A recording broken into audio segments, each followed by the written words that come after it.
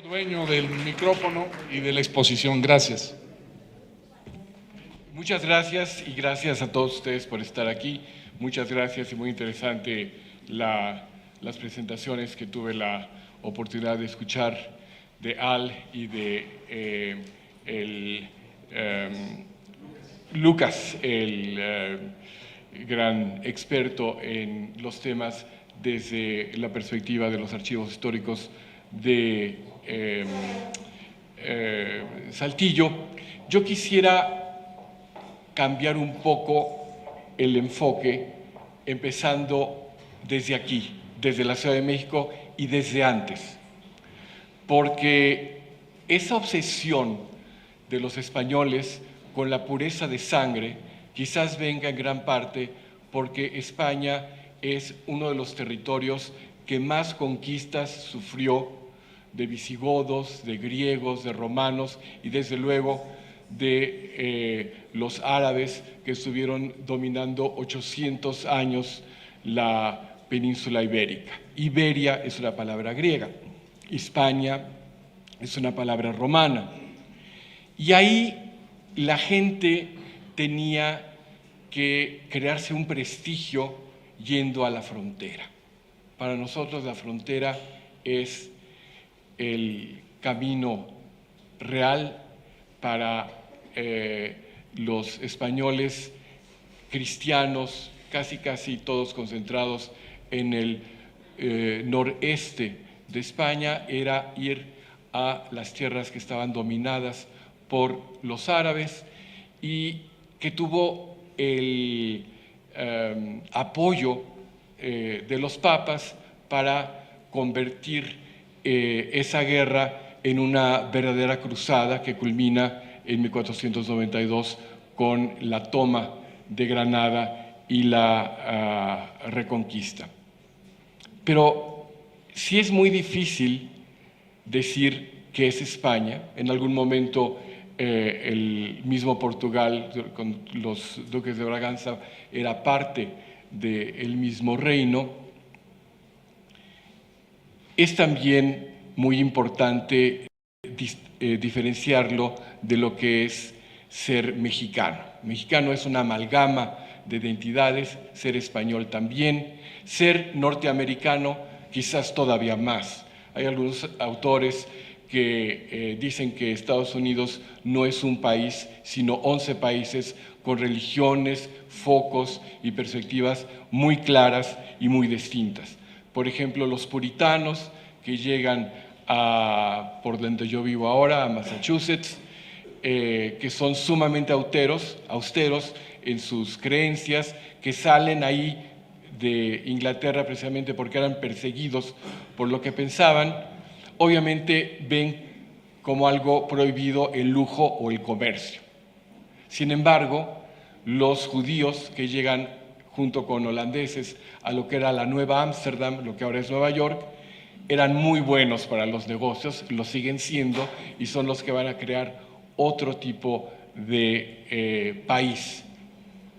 Un poco más abajo, las poblaciones de las grandes plantaciones de sobre todo azúcar y tabaco, dos productos que despiertan el apetito de Europa, son gente que viene de familias acaudaladas inglesas y que van a tener ahí un modelo igual de yo pertenezco a una élite, a una aristocracia y voy a usar los esclavos para que trabajen y yo pueda seguir jugando casi diríamos ahora golf con el mismo lujo con el que vivía en Inglaterra. Tan sorprendente es esto, como decía Al, que de la misma manera que se borra el tejido que crea la Unión Americana entre los que van del sur hacia el norte y de los que van del este al oeste, no puede haber un tejido de una tela si no hay hilos que vayan en ambas direcciones. Uno de los episodios más conocidos de la Guerra de Independencia la Guerra de la Revolución, como le dicen ellos en Estados Unidos, fue la llamada Masacre de Boston. Y la Masacre de Boston, igual que las historias que nos contaba Al, pues, ¿cuántos creen que masacraron en Boston? ¿Cuántas personas? ¿Unos 500, 2000? 5. 5 es una masacre. Quemaron a más brujas en Salem, ahí quemaron a 15. Bueno, pero lo interesante para poner en contexto lo que hemos escuchado y lo que quiero platicarles es que la primer víctima de este ataque de los ingleses que suprime a la rebelión, que no querían pagar los impuestos sobre el té y otros impuestos, el principio era: si no hay representación no pagamos impuestos, era un personaje, está su nombre, Crispus Attucks, que era mitad negro y mitad de sangre indígena. Sin embargo, si vemos las imágenes, que hace poco hubo una gran exposición maravillosa aquí en San Ildefonso de la National Gallery, la imagen icónica, uno los ve a todos blanquitos.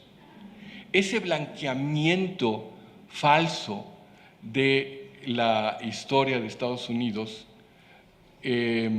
no está particularmente dirigida a los mexicanos. Los negros también, los chinos que construyeron el ferrocarril también.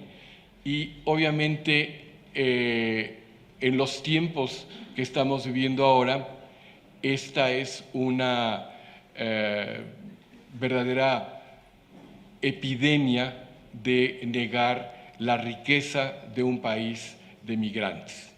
Pero hablemos de vaqueros, porque el camino real de tierra adentro, obviamente, ¿por qué se llamaba camino real? Había distintos tipos de caminos. Uno puede ser el camino que llevaban los animales, que iban de un lado a otro, el camino que seguían distintas tribus, como los huicholes o los que llamaron en alguna época chichimecas. Pero cuando hay ya una necesidad de mover grandes cantidades de bienes, de plata, de azogue, que era necesaria para la fabricación del mineral, y artículos de lujo, entonces estos caminos van a ser más anchos y van a tener supuestamente la protección del rey. Va a haber más seguridad yendo por esos caminos que yendo por otros caminos que no estaban realmente bien suficientemente seguros y amplios. Y para lograr esa seguridad es que van surgiendo esas poblaciones, ranchos, asentamientos, presidios, misiones. Ahora tuve que venir desde Tlalpan hasta acá, y el chofer del Uber que me trajo me platicaba que él manejaba un Thornton que iba de la frontera para acá. Y dije, qué curiosidad que me toque alguien que hacía el Camino Real hace unos años, y me contaba de las dificultades que tenía él. Le exigían en 2 horas, en 2 días y medio, sin parar, ir de la Ciudad de México hasta allá. Obviamente tenía la necesidad de darse un pericazo para mantenerse despierto, tenía la necesidad de bañarse cada 6 días porque no le daban tiempo de otra cosa. Y pensando en esa tragedia que vemos ahora de la gente que lleva, porque la sed de bienes y de productos que van del norte al sur y del sur al norte era insaciable y sigue siendo insaciable, podemos imaginarnos las dificultades que había en la época en que se origina el Camino Real de tierra adentro y después también el Camino Real que va a las misiones de California. Uno de los puntos centrales de donde pasa, de donde sale todo esto, es precisamente en esta zona de la Ciudad de México. Es en el Colegio de San Fernando, que fue construido en 1731, de ahí sale el Padre Quino, de ahí sale muchos de los misioneros, que también, igual que no podemos decir que todos los africanos americanos son buenos, ni que son malos, ni que todos los españoles son buenos y son malos, también había misioneros de distintos colores y sabores. Y uno de ellos era músico, era Fray Martín Francisco de Cruzelaegui, que una de las cosas interesantes es que fue también llevando a través del Camino Real música, instrumentos y la enseñanza no solamente de la religión, sino también del latín y también de no solamente el arte de cantar y tocar instrumentos, sino también de componer. Otro, le llamaban Colegio Apostólico para la Propagación de la Fe, fue precisamente el hermoso Colegio de Guadalupe en Zacatecas. Y en cada fiesta, igual la fiesta además de aquí del barrio de la Merced es tradicionalmente el 6 de agosto, así es que estamos a unos cuantos días de celebrarlo. Cada fiesta, igual que la gran fiesta de Saltillo, tenía la vocación de un santo y muchas veces le pedían al maestro de capilla, al mejor compositor de aquí de la Catedral de México, que escribiera una obra que se iba a tocar para celebrar esa fiesta. Tal como dijo Lucas, no era solamente una fiesta religiosa, había corridas de toros y había una especie de tregua en la cual aún grupos que estaban tradicionalmente enfrentados iban a negociar aún la compra y venta de armas, algo que ya no pasa ahora, ¿verdad? Y dentro de esa efervescencia del comercio, del cambio de ideas, de crear identidades nuevas, nace una figura que también nos robaron los primos del norte, y esa es la del vaquero. Porque nosotros pensamos en El llanero solitario y pensamos, no sé por qué, en la obertura de Guillermo Tell de Rossini, que era realmente otra guerra contra el imperio, pero esta era de los suizos contra los austriacos, y todos son güeritos. Al indio lo ponen como el sidekick, y los mexicanos y los negros no existen. Yo tengo aquí, y les voy a compartir una evidencia de que antes de John Wayne y antes del Lejano Oeste ya había vaqueros. Y este es un villancico anónimo de, calculo yo, 1740, que se conserva aquí en la Catedral de México, en los archivos, y que es una especie de villancico para una voz sola para la fiesta de Navidad, donde llega el vaquero, porque precisamente estas fiestas tenían que representar a toda la comunidad. Iban desde el virrey y el obispo hasta la gente más pobre y de todo tipo de orígenes a celebrar la Navidad o las fiestas que fueran, y él narra en este villancico cómo está vestido, con su traje de cuero, con sus espuelas, y qué le lleva al niño: mantequilla, queso, pan dulce. Es una de mis obras favoritas de este periodo y seguramente les va a gustar. Se llama Soy Vaquero. I'm a cowboy. No, nada más la vamos a oír. Vengo a galope en mi caballo.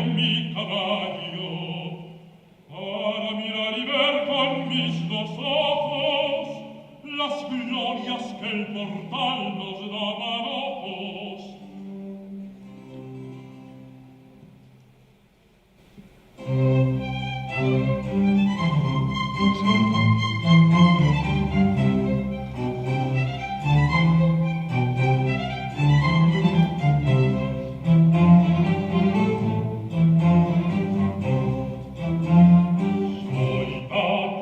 vaquero todo entero. Todo entero traigo queso y mantequilla, una caja de tortilla, una oveja y un ternero, una caja de tortillas, de queso y mantequilla, una oveja y un ternero.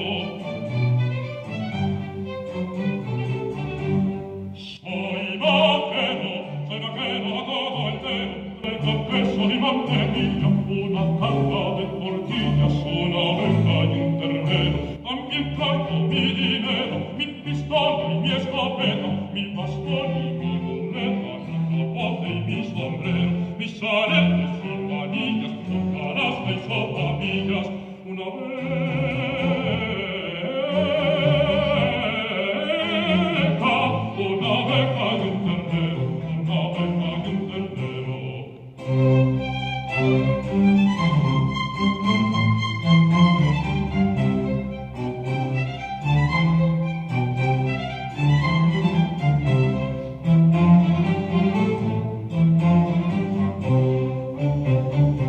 Ya señor, el barco quiero, niño Dios que bello infante, Jesús qué lindo semblante, qué gracioso y placentero.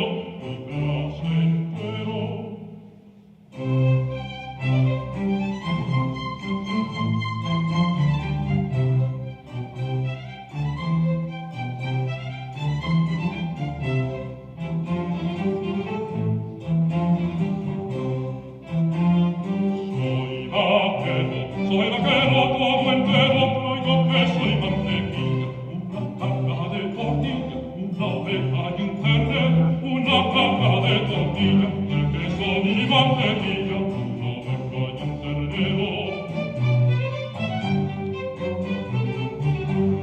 Soy vaquero todo entero, traigo queso y mantequilla, una caja de tortillas, una oveja y un ternero. También traigo mi dinero, mi pistola y mi escopeta, mi bastón y mi muleta, mi capote y mi sombrero, mis aretes y manillas, con canasta y sopapillas, una oveja y un ternero,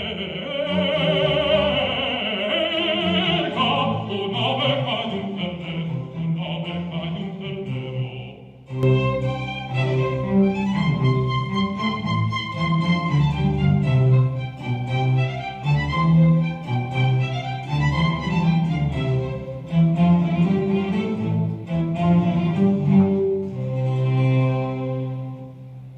Si vemos la narración de esta música, de cómo se vestía, cómo la masculinidad de el vaquero, pues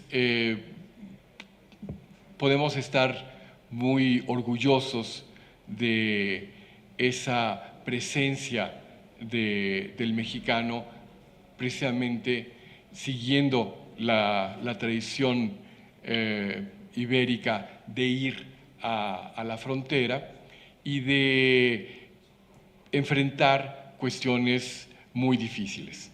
Obviamente hubo distintas épocas con conflictos de intereses, lo que se denominan algunos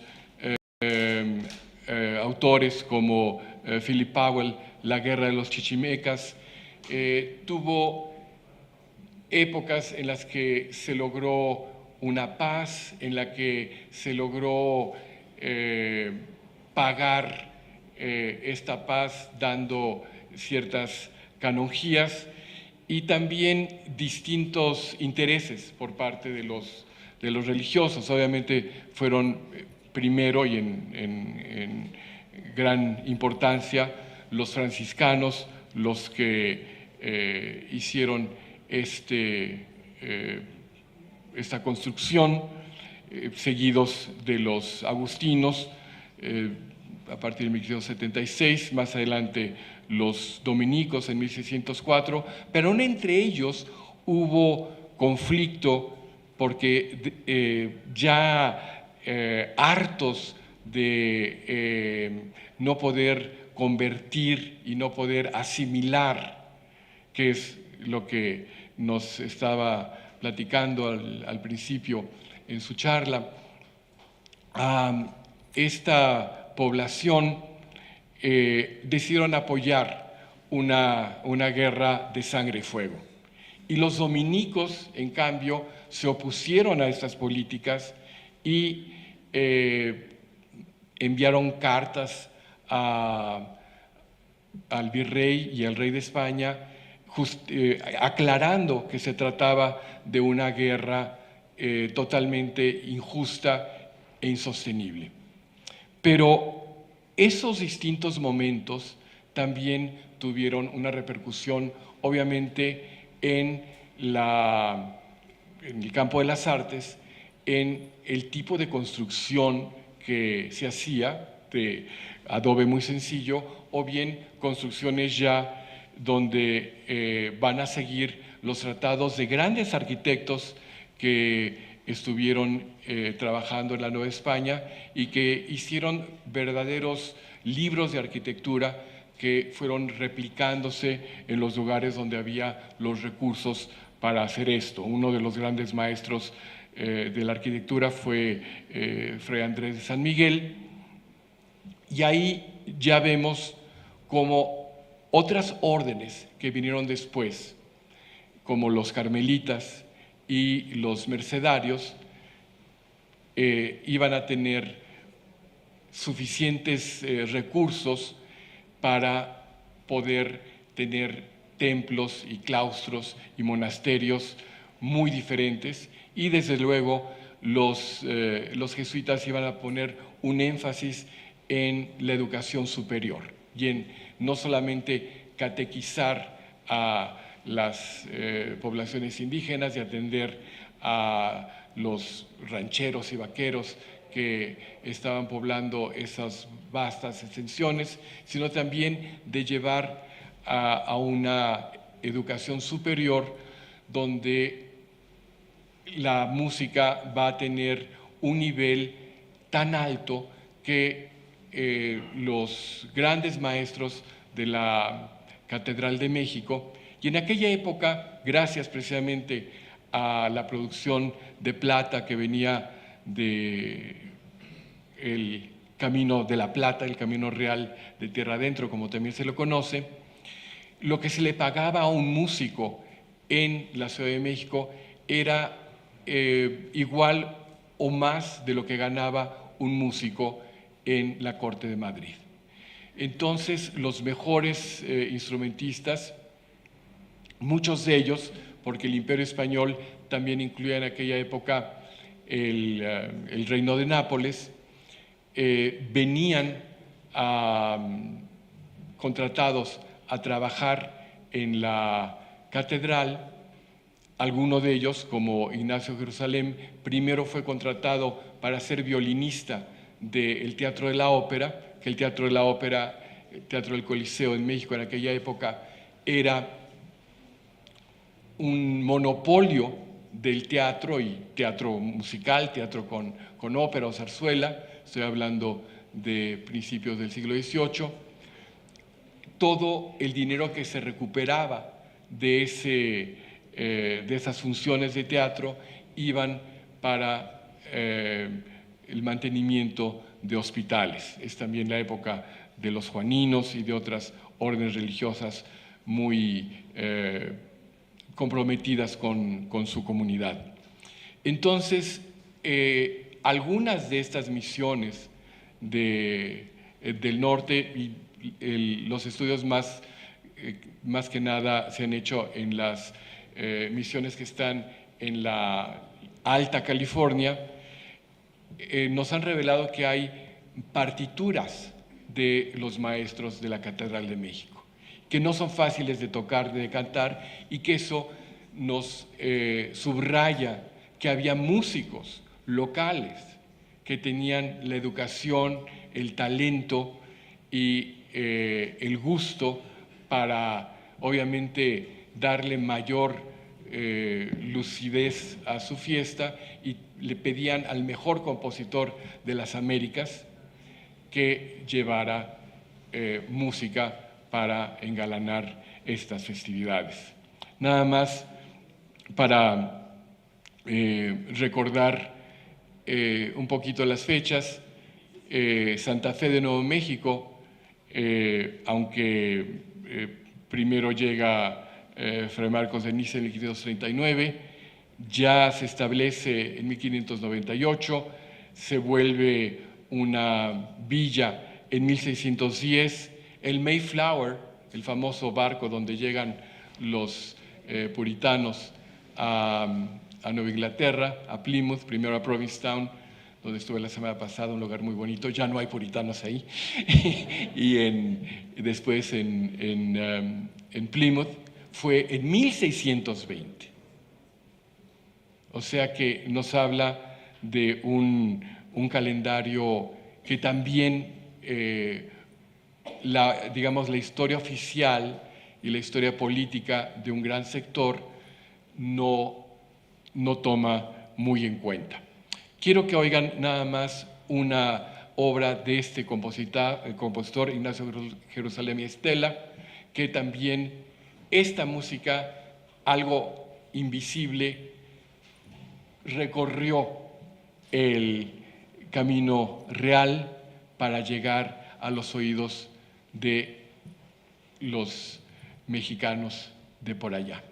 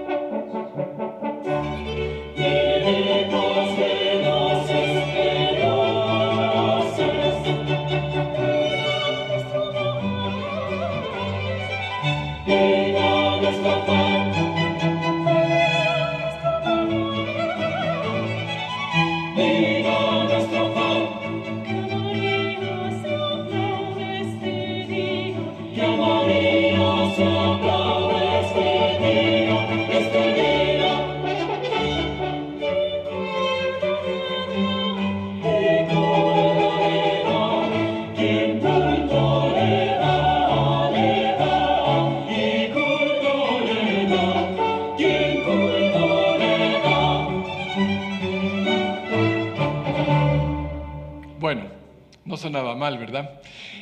Y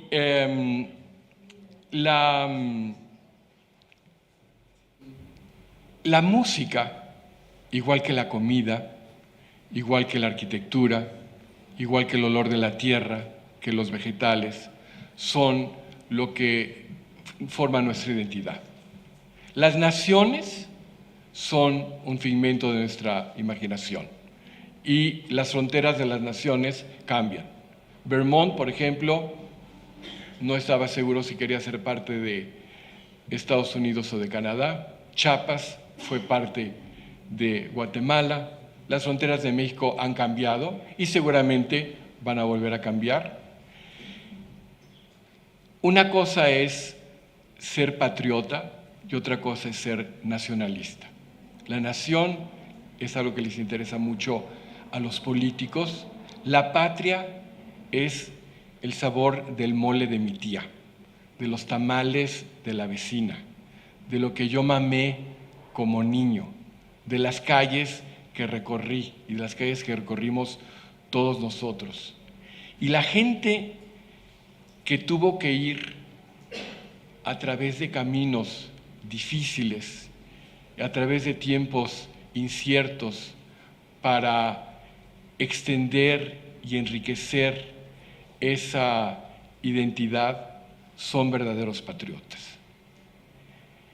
Una obra que he encontrado en muchas de las, porque como decía Lucas también, en muchos de estos lugares no existía una sede religiosa donde fuera, como aquí en la catedral, un obispo con su gran templo, sino eran más bien las casas de las órdenes religiosas, y en casas de mercedarios, de carmelitas, de jesuitas, que no se han estudiado desde la perspectiva musical. Hay todavía muchos tesoros que no nos han dejado estudiar y ver por un prurito raro, pero algo que primero me sorprendió y después no tanto, es que había una oración que se repetía y se repetía y se repetía. Y es una oración que se llama Sub Tuum Presidium, una oración a la Virgen que después me puse a ver, y es una de las oraciones más antiguas y que se encuentra no solamente entre los cristianos, sino también entre los coptos y otras tradiciones cristianas en lo que ahora es Bulgaria y desde luego lo que después iba a ser Rusia, pero sobre todo Bulgaria, y que encontramos también en imágenes como la Virgen de la Merced, digamos, es una relación muy cercana, igual que la Virgen del Carmen, una virgen que tiene un manto sobre el cual está protegiendo un grupo de gente muy diverso. Hay una imagen donde hay un verdugo con su capucha de verdugo, junto con un obispo, junto con dos nobles y con un trabajador agrícola, y todos están siendo protegidos por la Virgen. Hay otra imagen ya española donde hay un prisionero de galera, era el peor castigo que alguien podía tener, era ir a pasar los pocos años que les quedaran de vida remando en las galeras, muchas veces en naves que tenían una aventura militar que iba a terminar seguramente mal, y también ellos estaban bajo la protección del manto de esta Virgen. Esta es la Virgen protectora de la ciudad de Barcelona, de muchos lugares en América del Sur. En México tenemos a la Virgen de Guadalupe, que obviamente es la gran patrona, pero la Virgen de la Merced también tiene esta gran popularidad porque es la protectora de los viajantes y del negocio. Por eso el mercado de la Merced está junto a la Virgen de la Merced, y por eso protegía a todos los que llevaban y traían bienes y servicios a través de los caminos reales. Y esta oración dice así: bajo tu protección nos acogemos, Santa Madre de Dios, no deseches las súplicas que te dirigimos en estos tiempos de peligro, oh única, pura y bendita Virgen gloriosa. En estos tiempos de peligro. Eran tiempos de peligro entonces y son tiempos de peligro ahora. Simplemente esta mañana recibí de la Universidad de Boston, donde hay, como en Harvard y como en todas las grandes universidades públicas y privadas, un lineamiento, una política en la cual se da preferencia a los estudiantes de razas no representadas en la misma proporción que en las comunidades que servimos. Obviamente es una lucha enorme el poder tener estudiantes de los pueblos originales de Estados Unidos, pero los hispanos, como nos dicen allá, y los africanos americanos también son una minoría no representada como debería de estar, aunque ya ahora, por ejemplo, MIT, quizás la mejor universidad del mundo, tiene un rector que es venezolano. Pero lo que acaba de instruir el señor Trump es que los abogados del Departamento de Justicia van a demandar a todas las universidades que apliquen estas políticas porque son racistas contra los blancos. Cuando el argumento obviamente es que la mejor forma de servir a los blancos, a los estudiantes blancos, güeritos, protestantes y de ojos azules, es ponerlos en contacto con un mundo diverso, globalizado, culturalmente rico, en el que van a trabajar, a vivir y a hacer negocios, no nada más con una heladería que solamente vende helados de vainilla. Y lamentablemente, obviamente esto va a ser enfrentado en una forma activa por todas las grandes universidades, pero nos habla, como dice esta oración del año 600, en estos tiempos de peligro, Virgen gloriosa, nos acogemos a tu protección. Si ustedes saben rezar, recen por nosotros. Gracias.